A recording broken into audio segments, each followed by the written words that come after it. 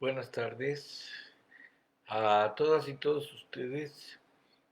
Bienvenidas, maestros, maestras, profesores, padres de familia, jóvenes, estudiantes, alumnos, profesionales y en general todos aquellos que estén interesados y que hayan aceptado compartir con nosotros estas 3 sesiones que han sido pensadas, programados para empezar a reflexionar sobre el tema del retorno a clases desde una perspectiva, una mirada en clave psicología social y psicoanálisis fundamentalmente.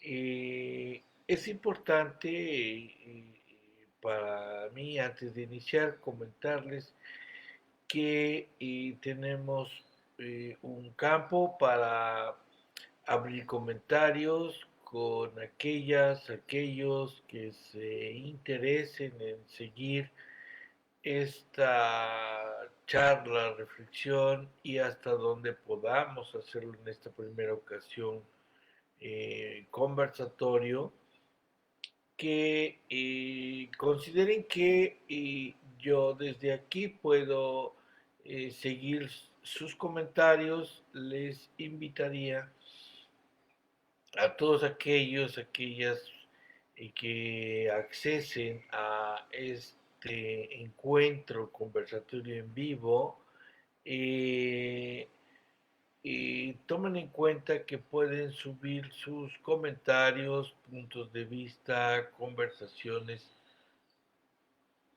y cruzar para que podamos ir calentando el tema, es decir, para que en un futuro podamos encontrar un poco más de resonancias con aquellas personas que estén realmente interesadas en el tema y que les parezca que nos hemos quedado cortos todavía en el abordaje de una condición, una problemática tan compleja como el hecho de que niños y eh, adolescentes, jóvenes, regresen a las aulas. Entonces, quisiera empezar este encuentro, esta reunión, con un propósito, eh, digamos, planteado en nuestra segunda pregunta. Ayer un poco tejimos a grandes rasgos sobre una gran pregunta. ¿A qué temen los docentes y padres de familia para un regreso a clases presenciales? Y ahí, bueno, un poco en desparpajo, pude comentar con ustedes algunos elementos que considero importantes reorganizar y volver a tocar de una manera un poco más sistemática en un segundo momento que vaya más allá de este primer ejercicio para dar cuenta de la problemática que tenemos enfrente. Hoy la intención es que podamos, todos los que estemos, tejer sobre esta pregunta. ¿Es posible un reencuentro escolar basado en un consenso y compromisos de la comunidad escolar misma? Es decir, es posible que cada escuela, cada centro educativo, ya sea de preescolar, de educación primaria, secundaria, bachiller e incluso universidad eh, privada, en primer término, pública también, por supuesto, y que en donde su comunidad eh, pueda establecer un formato, una estrategia, un dispositivo organizativo, organizacional, que le permita construir consensos y por lo tanto establecer compromisos para este retorno. Es una pregunta complicada también para, digamos, encontrar caminos que permitan asegurar que es posible. Y esta posibilidad, digamos, en los tiempos actuales, en esta condición que parece indicar estamos iniciando en un momento post-COVID, es decir, después de una intensa crisis pandémica que vivimos en México y en otras partes de América Latina, es posible generar estrategias de un regreso que permitan un contexto armónico para repensar estrategias de escolarización y transmisión de saberes en el aula. Esto aparentemente es fácil. Decíamos ayer, eh, desde lo que podríamos estar viendo y viviendo, da la impresión de que no, de que desafortunadamente no está siendo posible.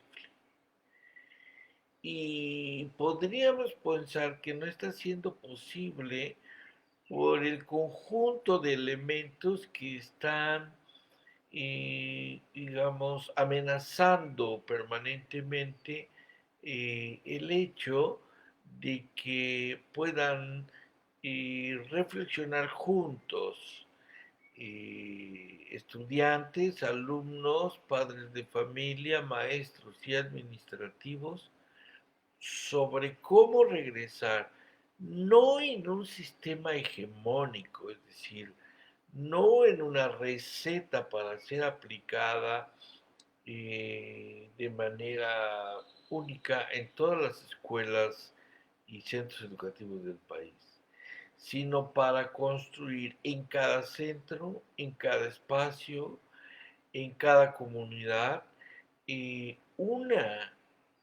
una estrategia, un proyecto escolar común, organizado desde un objetivo común para emprender o reemprender eh, los procesos de escolarización.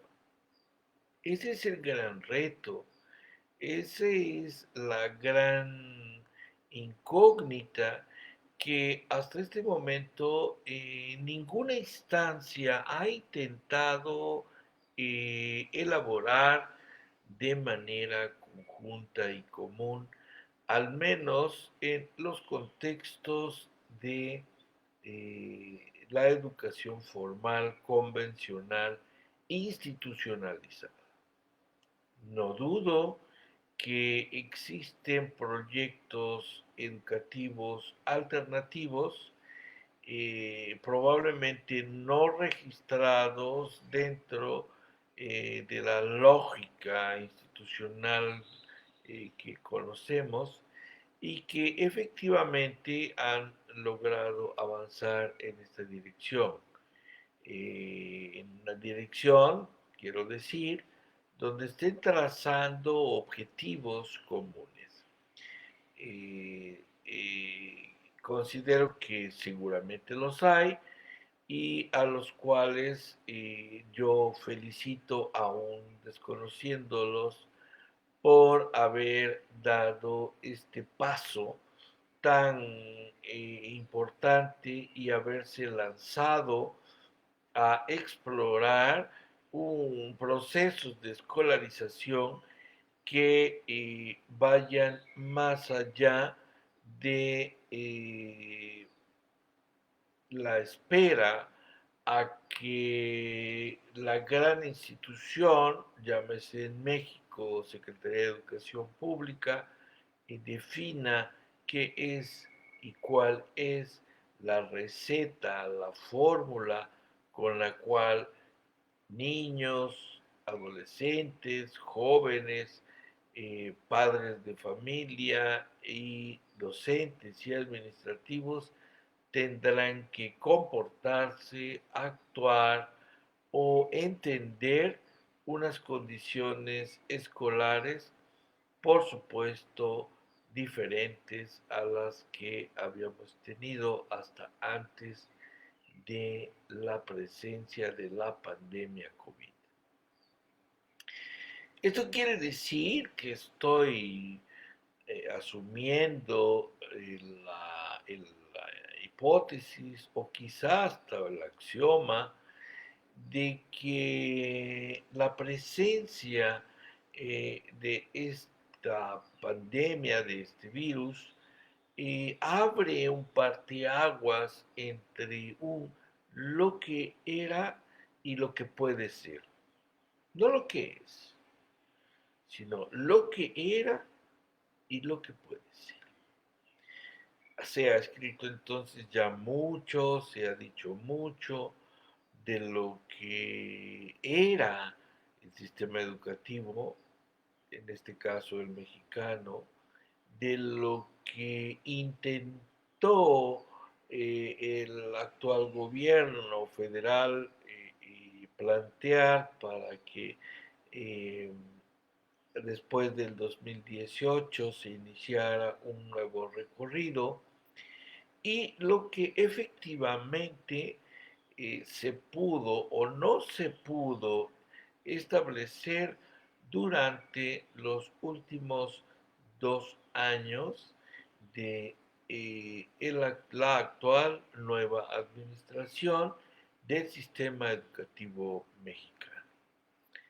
Entonces, en este contexto, donde la pandemia va a forzarnos a una condición de confinamiento, todo se trastoca la dinámica en general de la sociedad y es, digamos, volcada a condiciones un poco de improvisación o a lo mejor un mucho de improvisación. Y el Estado, como un Estado federalizado que guarda, digamos, una posición o un poder hegemónico en materia de escolarización, no le queda otra más que tenerlo que enfrentar como una responsabilidad a la cual se ha comprometido de manera hegemónica, decía yo, eh, desde, digamos, que se creó la Secretaría de Educación Pública. Entonces, este es el contexto grandote, amplio, complejo, en el cual, inmerso en una historia administrativa y política, ética, económica de nuestro país, donde nosotros como ciudadanos de a pie tenemos que enfrentar esta situación y lo importante aquí es, hay una posición por parte de los ciudadanos, hay una posición activa, es decir, proactiva, es decir, un poco vanguardista, si la quieren llamar, un poco como para empezar a discutir y proponer, o se mantiene y mantendrá durante los próximos días, semanas, meses o incluso años en una condición pasiva, terriblemente pasiva, como para dejar que otros sean los que diseñen, promuevan e incluso impongan el modelo educativo con el cual deberán crecer eh, de alguna forma los niños y cómo tendrán que entender o aceptar la transmisión de saberes necesarios para ir reconociendo poco a poco el mundo inmediato, el mundo que circunda, el mundo y la cultura y el arte y la ciencia en la cual nos encontramos inmersos. Y ahí entonces el gran reto, y ahí el gran detalle. Entonces, habíamos hablado un poco sobre cómo hay una serie de elementos que se convierten en una, digamos, en una especie de problemas por resolver que atentan contra la posibilidad de iniciar procesos de cogestión o autogestión para, digamos, asumir responsabilidades sobre lo que sigue en las escuelas, en las aulas. A partir, fíjense, yo creo, de que más allá de los aspectos sanitarios, la presencia de una pandemia como esta, si bien nos pone en una situación de incertidumbre sanitaria, también se convierte en una oportunidad para repensar, entre muchas cosas, nuestro sistema educativo. Y es ahí donde yo quiero poner eh, los puntos sobre las IES, tocar la llaga, hacer lecturas, deconstruir un poco qué es lo que tenemos, qué es lo que hemos hecho, hasta dónde hemos llegado y un poco qué pasó durante este poco más de un año donde tuvimos que asumir este resguardo y esta propuesta de continuar la enseñanza a través del uso de TICs. Bien, entonces veamos por partes. Eh, las políticas públicas educativas, la demanda que tenemos de padres de familia sobre este retorno, las medidas sanitarias post-COVID que se han diseñado o se están diseñando por parte de las autoridades educativas para cada centro o plantel educativo. El modelo educativo que ahora está circulando y que aún podemos ver grandes hoyos, grandes huecos, ambigüedades para entender un poco más desde la lógica pedagógica desde la lógica didáctica por donde quiere ir, eh, digamos, las subjetividades, ojo, que ayer le pusimos mucha atención, la subjetividad y comportamiento de los educandos, es decir, de los estudiantes, alumnos, y digamos cómo su subjetividad, su comportamiento en este posible retorno los descentra de lo que venían, eh, digamos, viviendo, conviviendo, antes de que todo este fenómeno ocurriera, y se conforman, digamos, estos 6 elementos, se conforman como, digamos, las esferas inmediatas eh, de, de un claustro docente, de una comunidad docente y administrativa de cada centro escolar que tiene ahora que reabrir puertas y recibir eh, otra vez con toda esta serie de nuevas demandas eh, a alumnos, padres de familia y funcionarios, digamos, que operan como eh, la lógica legal, como la ley de por dónde hay que emprender las actividades o el acto educativo. Entonces, decíamos que todo esto se convierte en un marco conceptual, en un, diríamos desde la psicología social, un esquema conceptual, referencial y operativo para los docentes, para las maestras y maestros, desde el cual eh, van a surgir, van a aproximarse un conjunto de escenas temidas de qué vamos a hacer con lo que sigue. ¿Qué es lo que sigue?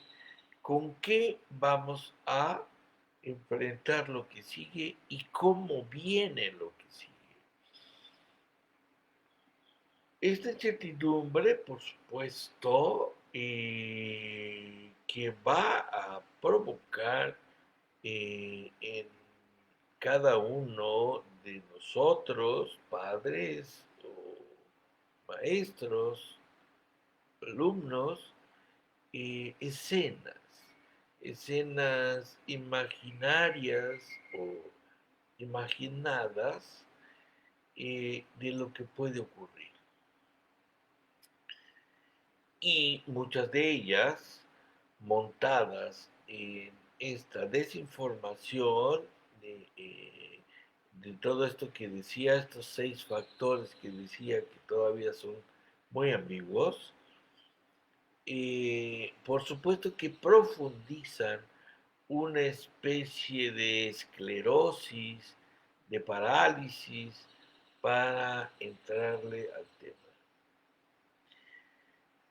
Esto entonces nos lleva a pensar qué responder ante nuestra pregunta, y la repito nuevamente.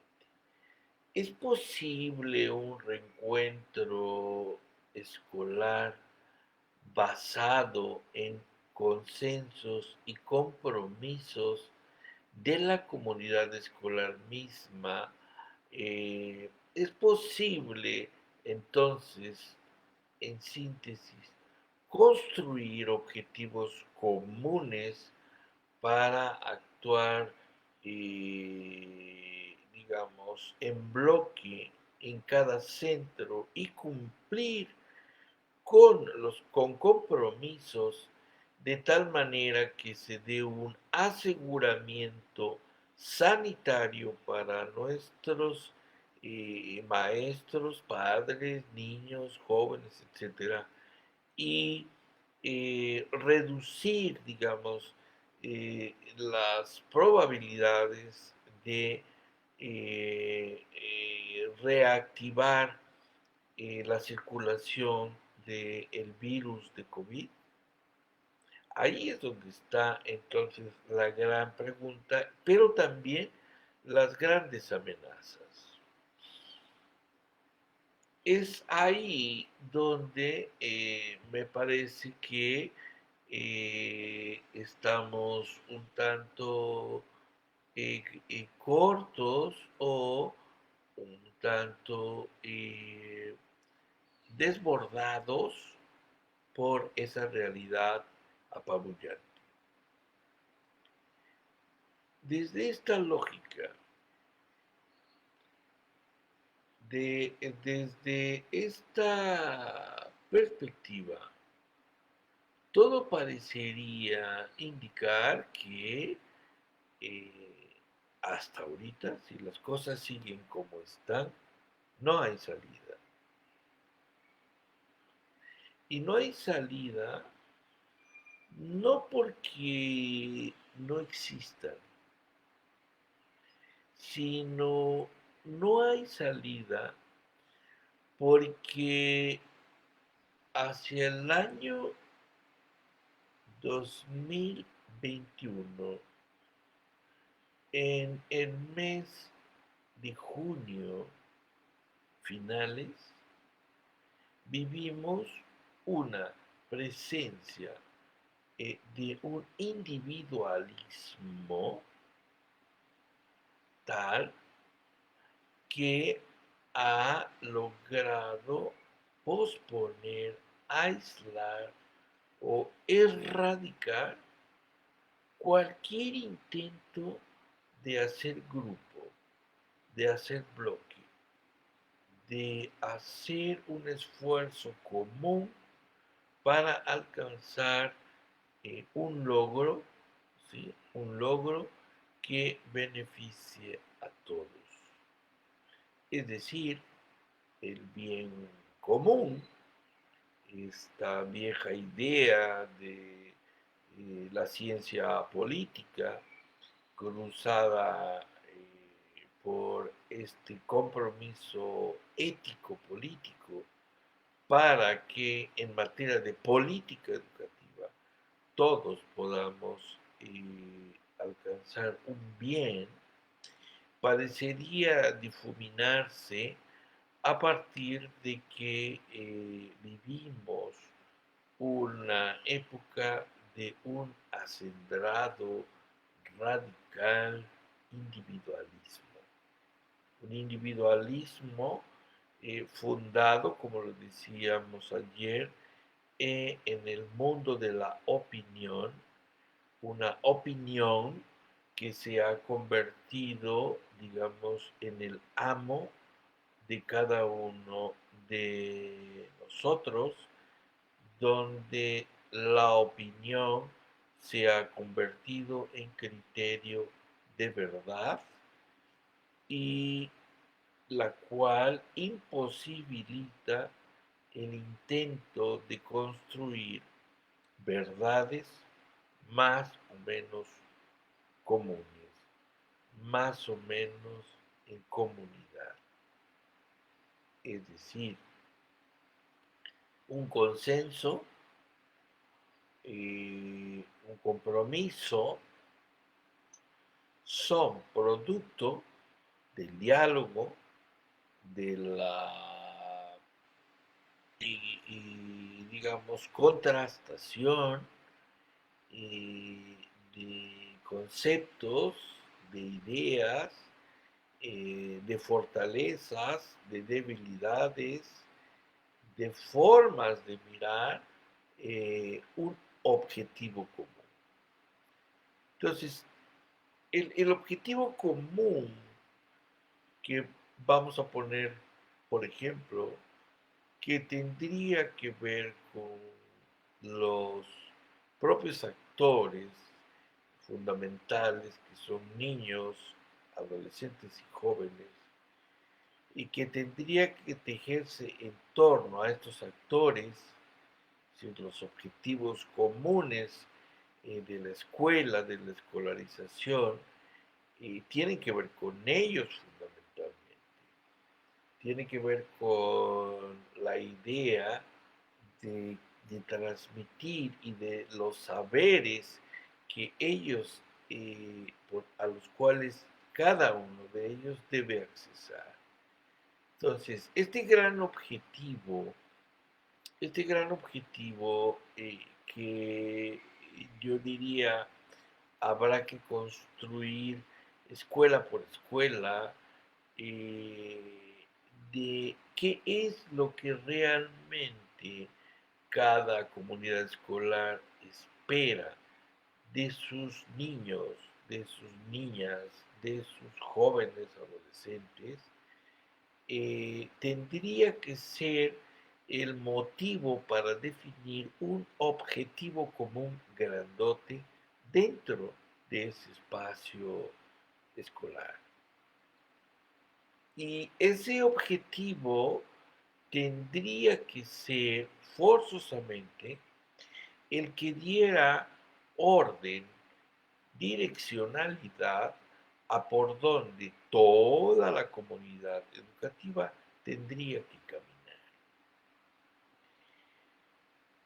En tanto esto no sea considerado como el elemento central eh, de los procesos educativos concretos, reales, situados, no imaginados, no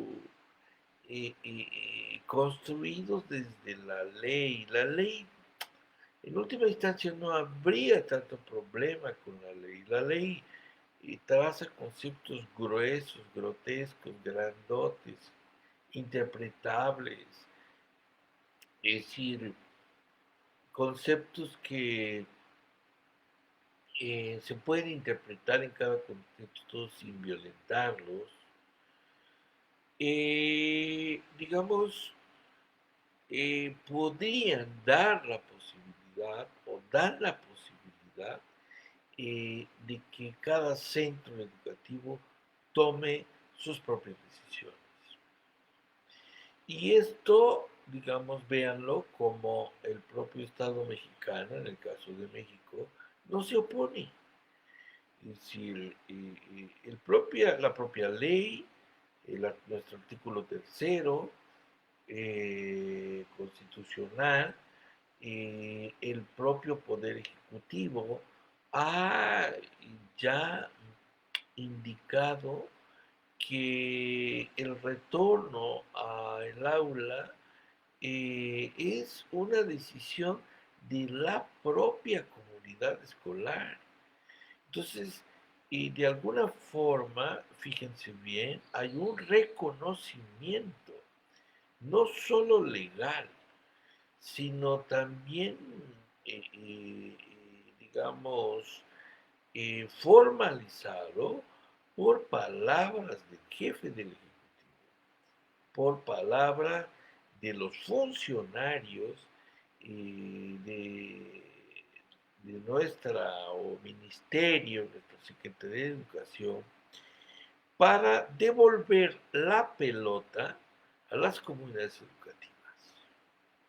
Es decir, parecería ser, como ayer muy rápidamente de refilón comentaba, como es el caso de Campeche, que cuando Campeche decide abrir y de pronto por uno o dos casos que parece que surgieron como brote, dice, no, va para atrás, lo cierro, más que en este momento analizar por qué lo hace, qué los lleva a hacerlo, analicemos que tuvieron la libertad de tomar la decisión. Entonces, lo importante aquí es cómo libremente decidieron no seguirlos. No vamos a discutir si fue correcto la decisión. Ese no es el tema ahorita porque esos son casos que se estudian caso por caso. Lo que quiero destacar es que nadie les dijo, no, pues ahora no cierras, no, pues ahora le sigues. ¿Sí? Ni hubo un cuestionamiento más allá que el que en la misma comunidad debió haberse jugado. El asunto y la pregunta es, ¿fue la comunidad misma, a partir de consensos y compromisos, que decidió cerrar? ¿Fue después de discutir, analizar, valorar, definir un objetivo común, establecer el aterrizaje de esas políticas educativas públicas en su centro, considerar la demanda de padres, con las medidas sanitarias de COVID, el modelo educativo institucional que tienen por dentro, la contrastación con la información falseada sobre el virus, eh, y las propias escenas temidas de padres y maestros, digamos, fueron consideradas para establecer el objetivo común y decir, bueno, tenemos aquí, parece ser que ha aparecido esto, seguimos o nos retiramos, si nos rendimos tan rápido, damos marcha atrás. ¿Por qué? Entonces todo parece indicar que en estos casos, otra vez, no es una decisión, no es una decisión de la comunidad educativa. Vuelve a colgarse de decisiones extra, externas, exógenas a la comunidad, que orillan a un detener, digamos, esta posibilidad de explorar y de lanzarse a este cambio necesario y urgente que hay en nuestros modelos de escolarización. Ahí la tiene. Entonces, lo que yo llamo oportunidad que el COVID nos está ofreciendo para tomar el toro por los cuernos, es nuevamente desoída, descuidada, tomada con indiferencia, un poco por miedo, un poco por pavor, un poco por desconocimiento, inseguridad, que hablan de estas escenas temidas que no están siendo discutidas al interior de las comunidades escolares.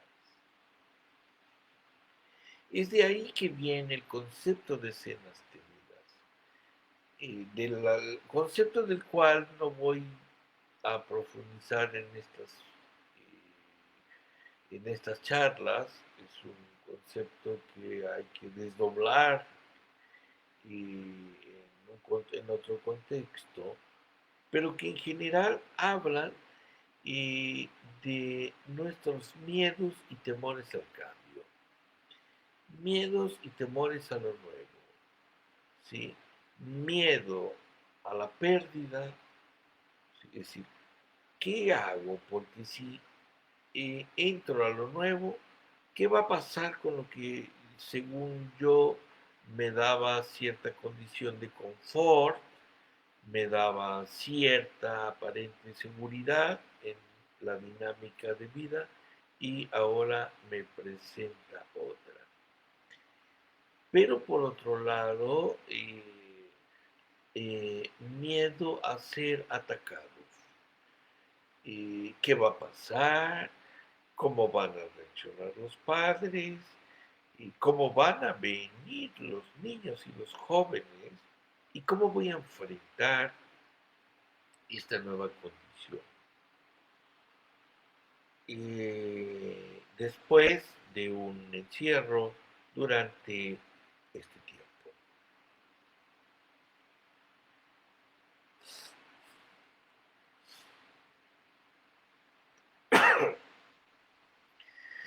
Esta, digamos, condición es compleja. Sin embargo, los únicos que tienen la posibilidad de resolverlo son las comunidades educativas. No es algo que esté en manos del gran elefante que se llama Secretaría de Educación Pública.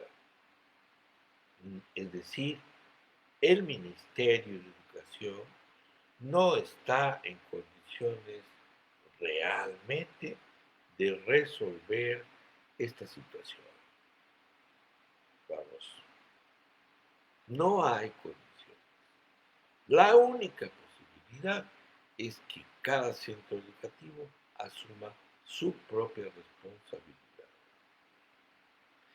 Por supuesto que esto pone en riesgo,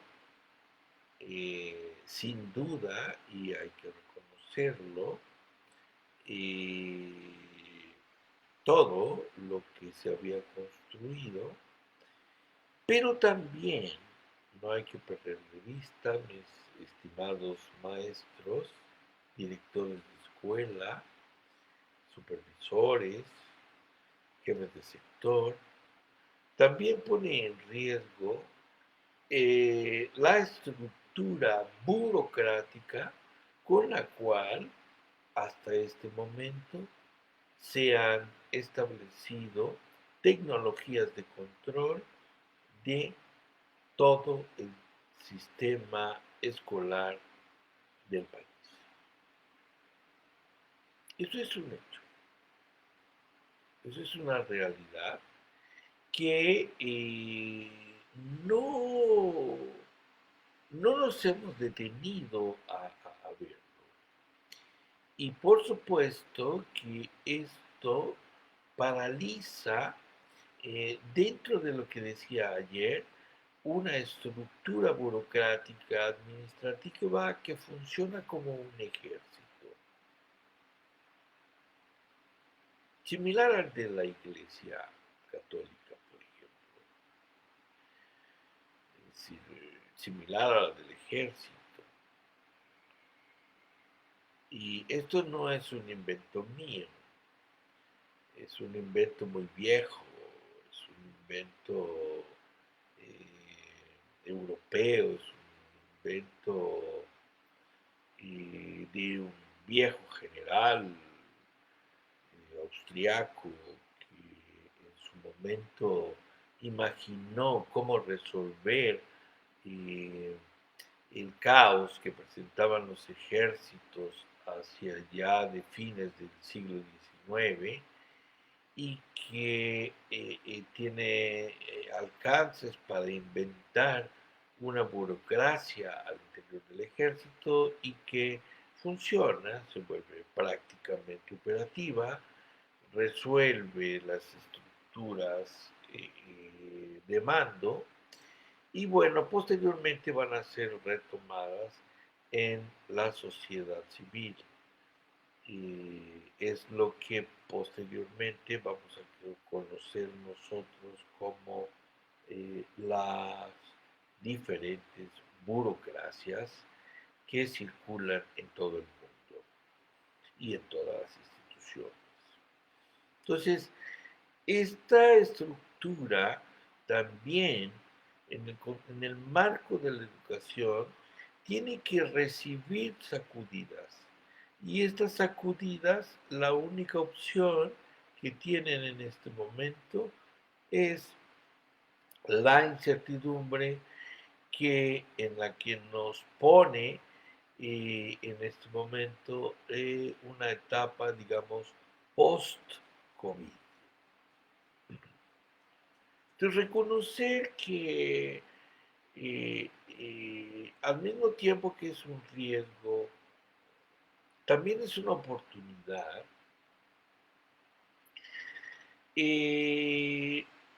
Plantea entonces una nueva forma de interacción, de intercambio, de diálogo, de decirse lo que siempre se dice pero que no se comparte de parte de padres hacia docentes, de docentes hacia padres, de niños hacia docentes, de docentes hacia niños, de aquí hacia padres, y es la oportunidad entonces de abordar frontalmente aquellos problemas que desde el hábitus, diría un pensador francés, Pierre Bourdieu, eh, abordar en una especie de análisis institucional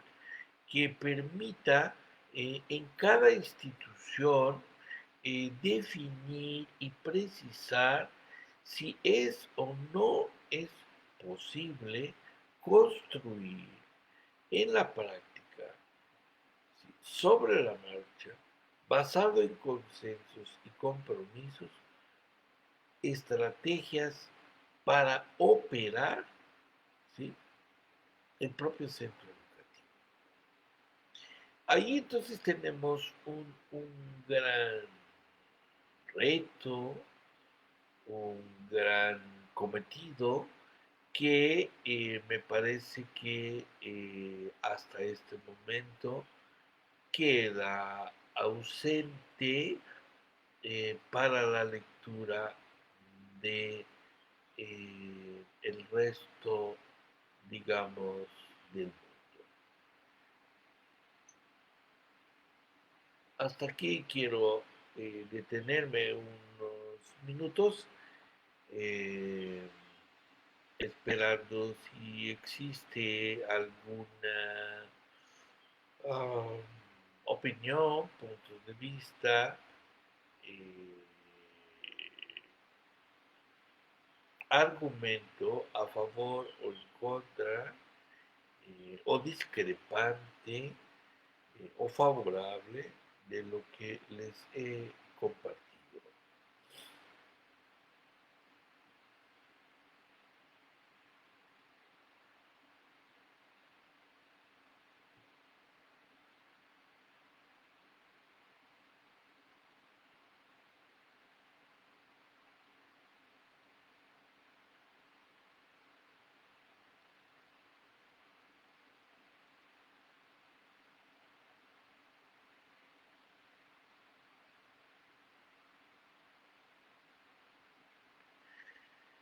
Bien, es comprensible, es de entender,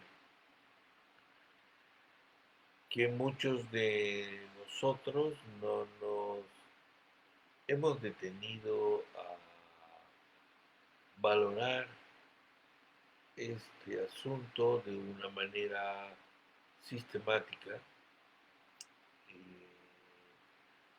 de una manera coordinada y mucho menos grupalmente. Por lo tanto, es un tema aún tabú, es decir, es algo aún prohibitivo, y me parece que hasta hoy solamente circula en términos de queja, inconformidad, eh, derivar responsabilidades de autoridades, derivar responsabilidades responsabilidades en el sistema educativo,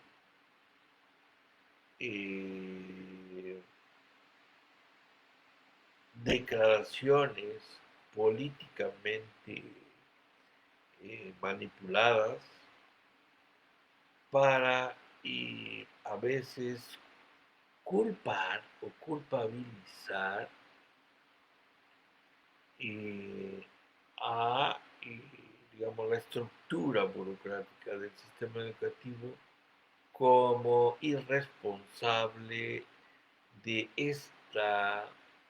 este diseño de cómo crear el retorno, cuando lo que estamos viviendo es una gran oportunidad para definir el retorno. Segundo,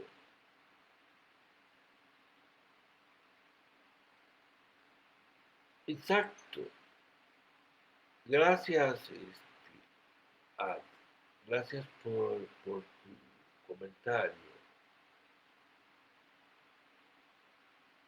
Sí, exacto, esto viene de mucho antes. Por supuesto que no es nuevo, como vemos, viene de toda una condición eh, que habría que discutir eh, más ampliamente, que tiene que ver con lo que entendemos o lo que se nos ha tratado de infundir como escolarización. E incluso más allá, desde lo que entendemos por educación. Y peor aún, desde las estructuras administrativas y burocráticas de los ministerios de educación, predomina o domina y que se funda en supuestos posicionamientos científicos o pseudocientíficos para determinar qué es la educación y cuál es el propósito, a fin de cuentas, de el educar. Entonces, efectivamente, eh, como bien tenemos aquí un comentario muy valioso, la pandemia, por supuesto, pone el dedo en la llaga, indudablemente, ya ayer lo decíamos, pone el dedo en la llaga porque lleva entonces a mostrarnos eh, de qué manera fue necesario improvisar, de qué manera funciona nuestras estrategias de enseñanza, de qué manera se ha venido formando a nuestros docentes y nuestros docentes, de qué manera se priorizó el control administrativo hasta el año 2018 con la idea de que el problema de escolarización tenía que ver con una falta de control eh, de, digamos, la autoridad educativa sobre el quehacer de los docentes. Craso error. Pero después, cómo soltar, es decir, cómo soltar cambiar esa percepción de que venía de ahí, pero entonces quedarnos sin brújula, solamente decir, eso no es cierto, pero no ofrecer ninguna opción.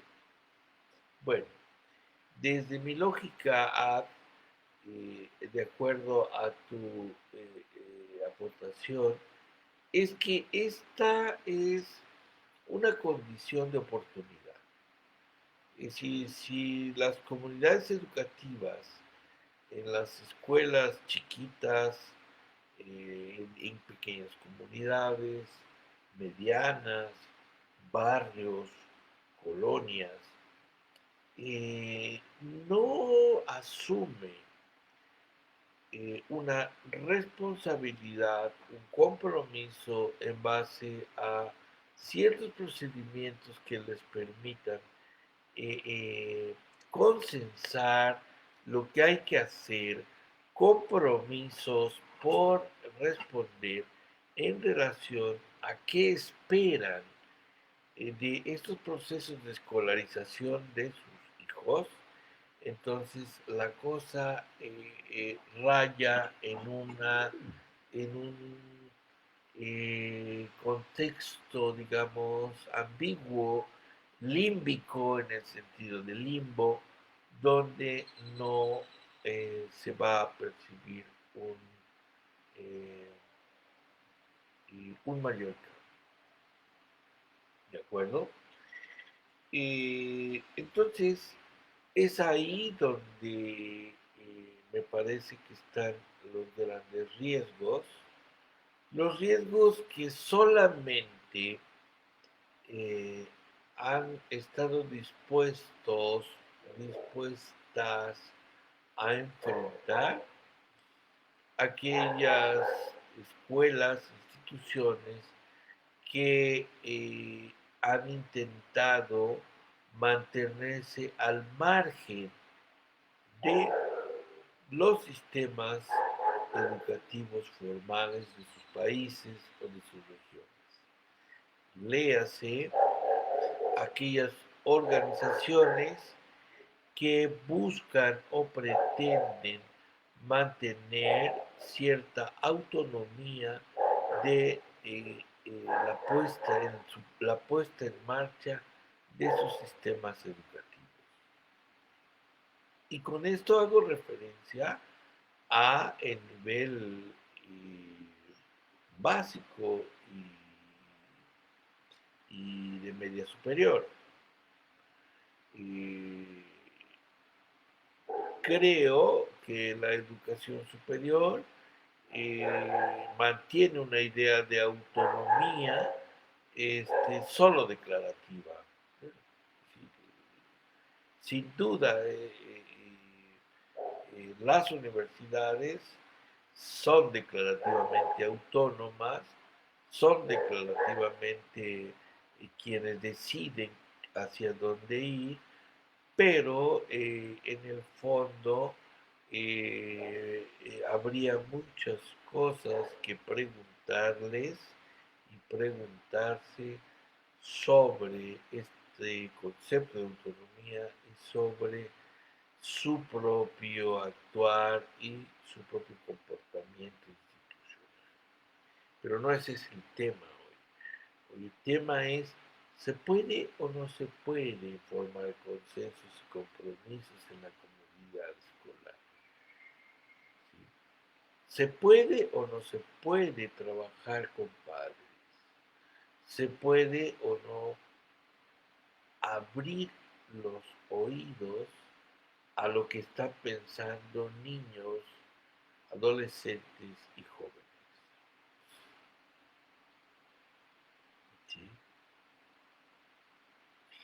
¿Sí? Algunos, algunos eh, psicoanalistas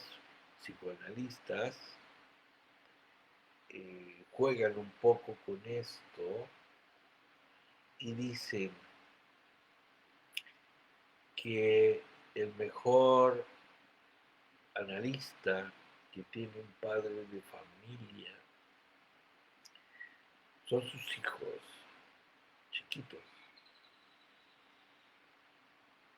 Seguramente también adolescentes, pero pongamos a los hijos pequeños, porque los hijos son los primeros en dar cuenta de que algo pasa con mamá o con papá. Esa intuición, esa sabiduría es tomada con indiferencia y creo que ahí hay un primer elemento que no permite pensar hacia dónde ir. ¿Vieron? ¿Sí? Entonces, la opinión de los niños es fundamental y prácticamente todos lo conocemos. Las contradicciones, los conflictos de autoridad, de poder, de responsabilidades, de compromisos, se ha diluido de tal manera que creo que esta condición pandémica, como bien dice Az, eh, ha abierto la caja de Pandora. ¿Sí? Para nadie es desconocido que muchos padres son los que tienen que hacer la tarea. Ya sabíamos, pero ahora ni siquiera se esconde el asunto. ¿Sí? Es decir, la instrucción escolar convencional ha abierto, se ha quitado, digamos, la máscara y nos ha demostrado que algo no está funcionando como podría esperarse, digamos, ya entrado el siglo XXI, sobre todo en México y en una buena parte de los países de América Latina. Entonces, bajo esa condición, ¿es posible o no es posible? ¿Es posible construir o no es posible construir? ¿Sí? Desde ahí, ¿qué es lo que se pone en riesgo para el sistema educativo? La hegemonía, el poder hegemónico,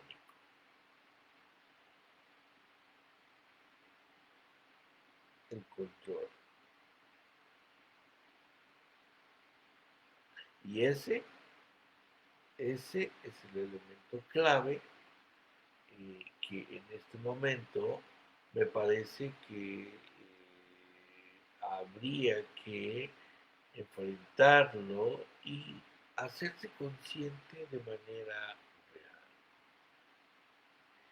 Creo que ha habido esfuerzos, creo que han existido intentos, creo que hay procedimientos ya, eh, formas,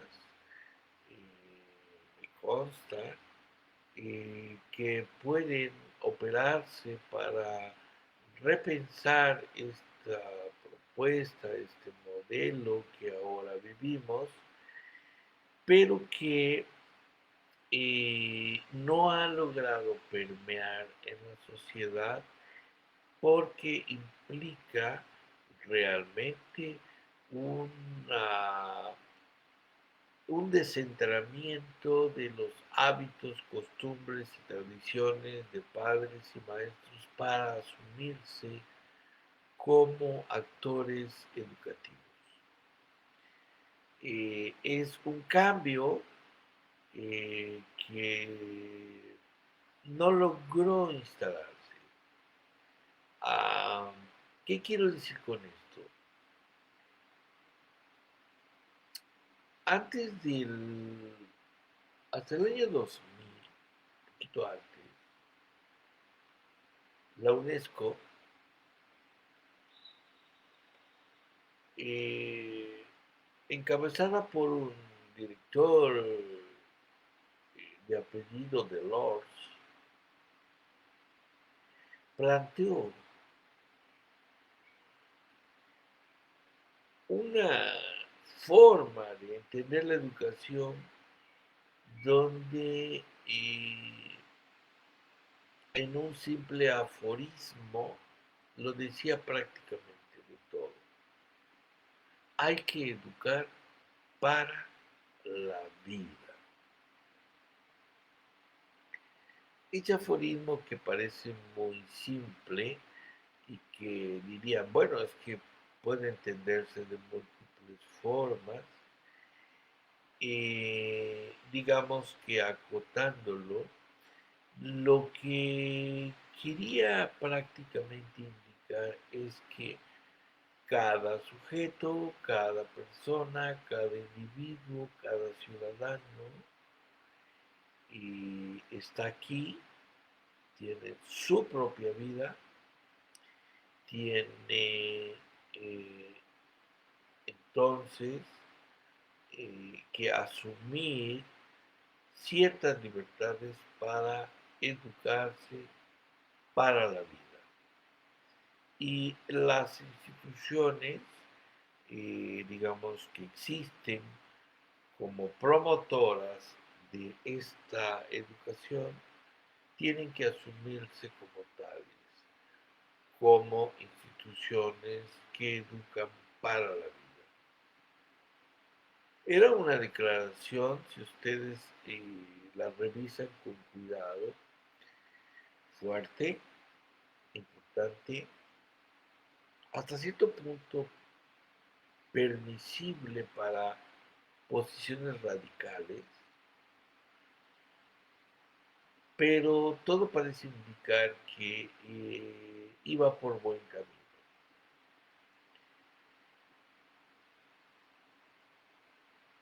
Al cambio, al entrar en un modelo económico diferente, un modelo más intensamente neoliberal, en un desplazamiento total prácticamente de la UNESCO como organismo pensante sobre la orientación de la educación en el mundo, se instala una versión diferente, una versión surgida del ámbito de los mercados, no de la educación, donde esta idea de educar para la vida es sustituida por la idea de educar prácticamente para los intereses de quienes promueven una economía, ¿sí?, como la que actualmente predomina en todo el mundo.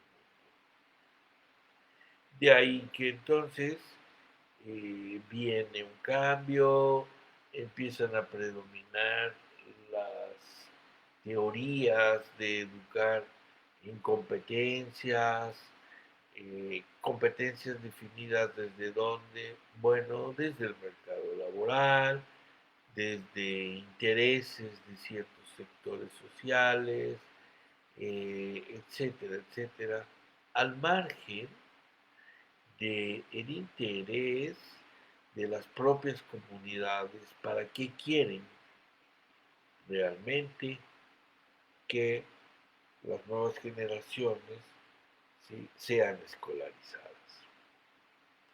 Entonces todo este movimiento, todo este cambio, lo vamos a ver y lo vamos a vivir de una manera, eh, digamos, soterrada, subterránea, pasiva, y entonces efectivamente no va a, a, a resonar esta primera propuesta eh, planteada. Entonces, sí, claro, dice Ad con sus comentarios, ¿sí? La tendencia es a no desarrollar pensamiento crítico, a no analizar lo que está sucediendo. Sin embargo, ojo, y como bien decía Michel Foucault, viejo pensador francés. Sin embargo, hay una resistencia. Y lo más grave para nosotros es que esa resistencia se convierte en una especie de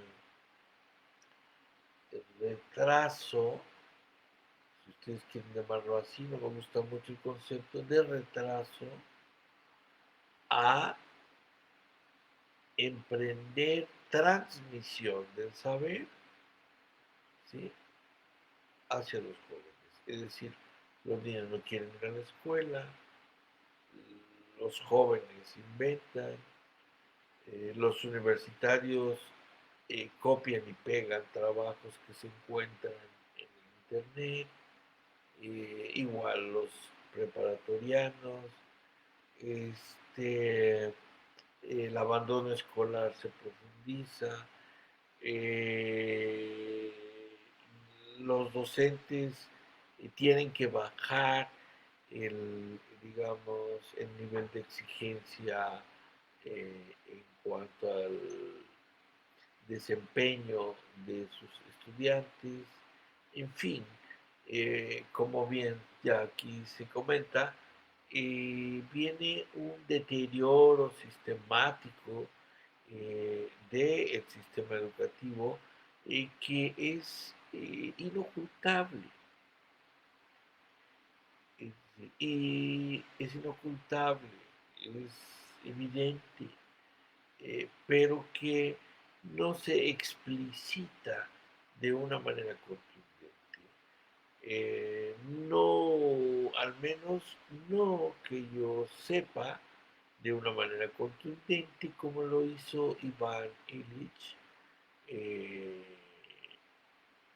ya hace mucho más de 50 años, casi, en donde él planteaba de una manera quizá para muchos radical una sociedad desescolarizada.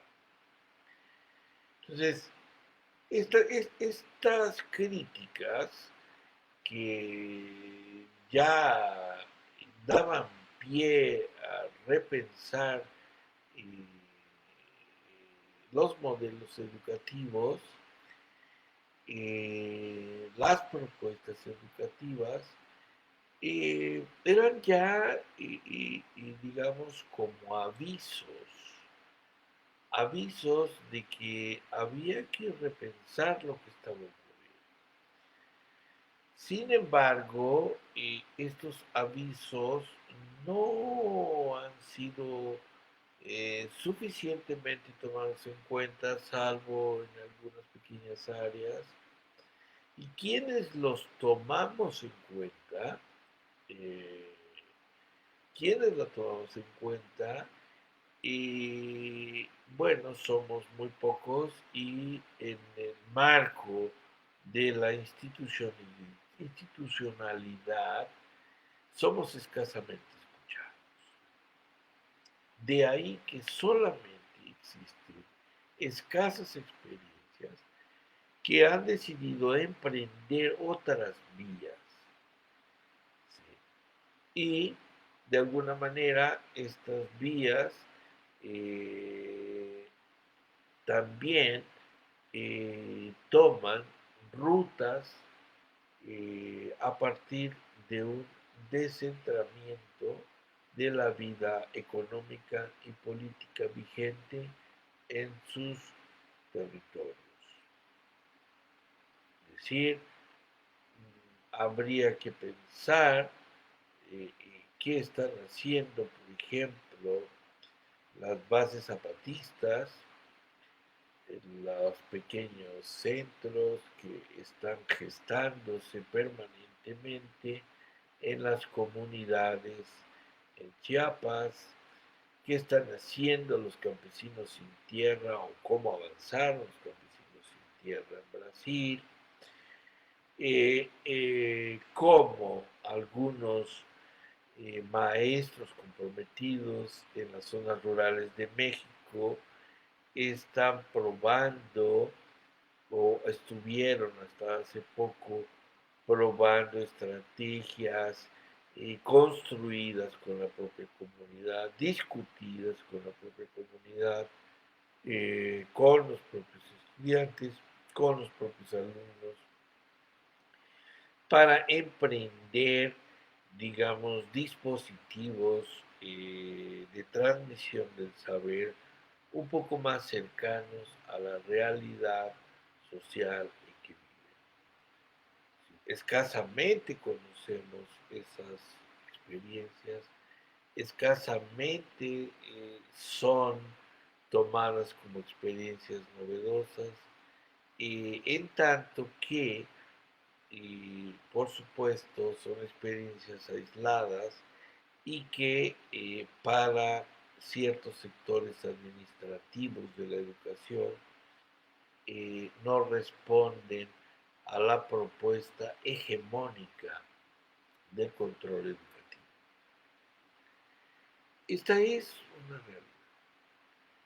Entonces, esto nos posiciona en grandes dificultades, porque por un lado, culturalmente, hay un marco institucional que se resiste a aperturar la intervención, pero por otro lado hay un conjunto de factores psicosociales que a los propios sectores educativos eh, no les permite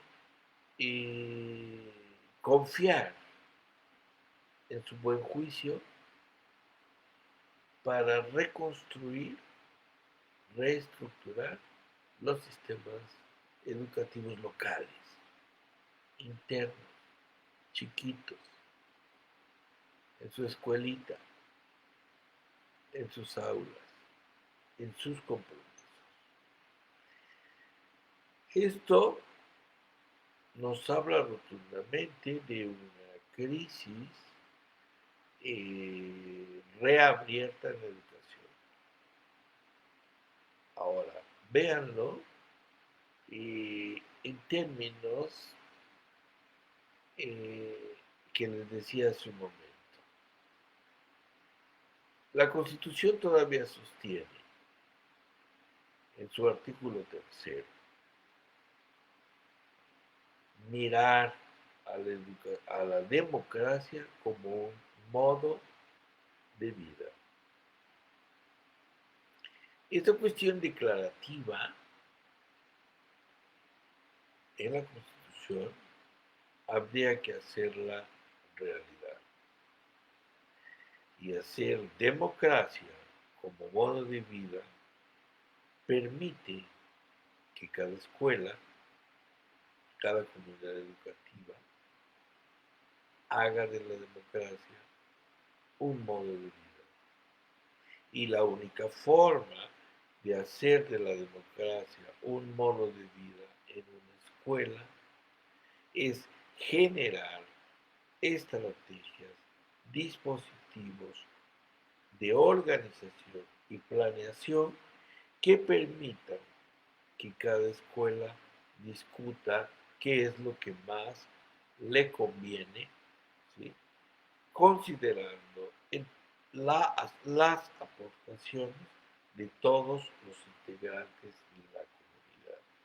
Llámense estos alumnos, estudiantes, padres y docentes.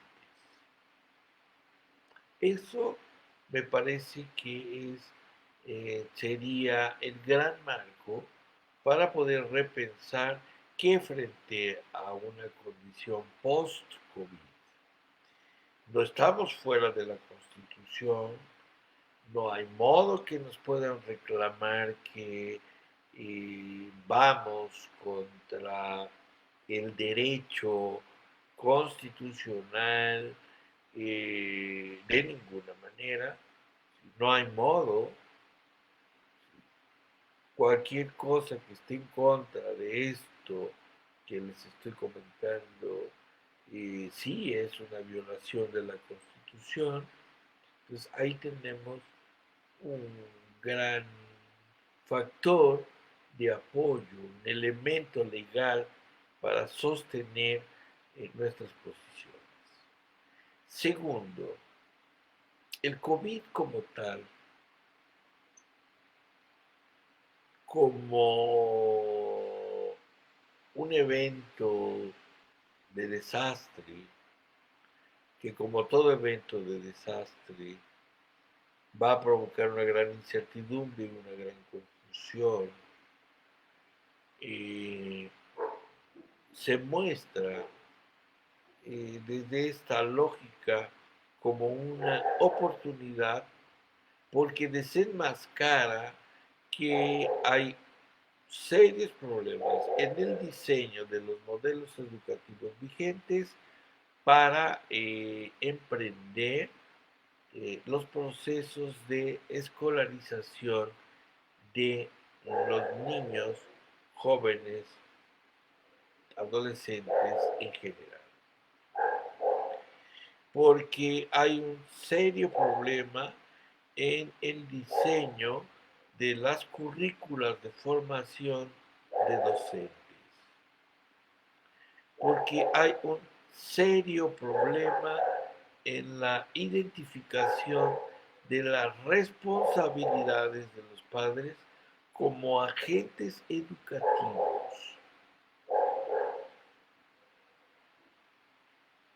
Y porque se ha confundido, a pesar de que circuló durante muchos años esta idea de que había que educar para la vida y que dio orientación a la UNESCO durante varios años, eh, es desoída y entonces se deja de entender que educación no es lo mismo que escolarización.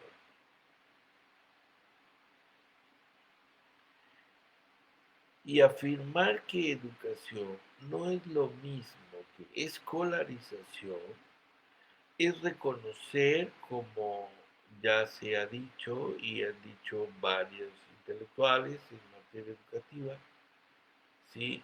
Nos educamos en todas partes. Por lo tanto, la educación está más allá de la escuela.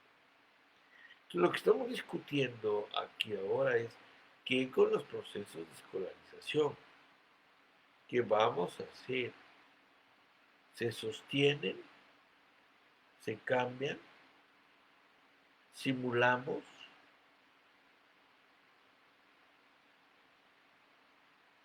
Ahí está el reto. Ahí está el reto que nos pone enfrente. Sin embargo, quiero ser un tanto, si ustedes quieren, optimista en que las declaraciones, la crisis en la que se han sumergido las estructuras burocráticas de los sistemas educativos contemporáneos, al menos en México, quizá en otros países de América Latina, abren, digamos, la posibilidad real eh, de intervenir tanto a profesionales de la educación, pero profesionales de a pie, comprometidos con proyectos chiquitos, eh, educación situada, diría Frida Díaz Barriga, o diría Paulo Freire, o dirían otros intelectuales de la pedagogía, eh, intervenir directamente en los espacios y contextos microhistóricos, contextos sociales y reales, que vayan más allá de la idea de un control hegemónico de los jóvenes, las niñas, los, digamos, eh, docentes, de padres de familia, etcétera. Yo planteo que esto es el sentido por donde habría que caminar y también sostengo que desde aquí es desde donde habría que replantearse la posibilidad, ¿sí?, de construir un sistema eh, o modelos de educación dignos, legítimos para el siglo XXI. Hay elementos ya. No empezamos de cero. No estaríamos empezando de cero. Aseguro que hay un buen que no están hoy aquí con nosotros, pero que si tuvieran la oportunidad de compartir y escucharnos un poco, encontrarían resonancias con lo que estoy ahora compartiendo. Hay posibilidades, se han hecho cosas, incluso en México tenemos la experiencia, sabemos un poco de la experiencia que pudo implicar, sobre todo en Puebla, y una pequeña muestra en Tabasco, de lo que es pensar en la educación para la vida y el diseño de estrategias que permitieran la participación de padres, comunidad, estudiantes, niños, docentes, eh, incluso autoridades administrativas, municipales, etcétera, para reconsiderar hacia dónde había que ir. De modo que esto restauraba o instauraba verdades, no opiniones, verdades no absolutas, no se buscan verdades absolutas, pero sí verdades convencionales que tendrían que estarse revisando periódicamente para enriquecerse y que permitiesen un, eh, cambios, buscando cada vez más un buen vivir que facilitara, digamos, un crecimiento en espiral, una mejora en espiral eh, de los vínculos, las relaciones, los equilibrios, las armonías que pide un mundo con el que tenemos que empezar a vivir ya urgentemente y que no hay tiempo atrás y ahora sí, de una manera dramática, si ustedes quieren, un mundo que se cae en pedazos. Esta es la propuesta, esta es la aportación que yo quiero compartir con ustedes. Gracias quienes han estado esta tarde o quienes se atrevan a seguir esta charla en otro momento, quedará colgada por aquí, seguramente circulará, seguramente puedan compartirla y de cuenta de lo que sigue. Nos vemos el día de mañana para cerrar estas reflexiones, compartir. Que tengan muy buenas noches. Agradezco quienes han estado con nosotros. Agradezco a tus comentarios. Seguramente que los guardo aquí con mucho afecto. Y a todos les envío un fuerte abrazo solidario. Nos vemos el día de mañana y espero que mañana podamos seguir comentando para ir cerrando un poco el tema. Que tengan buena noche y seguimos. Buena noche.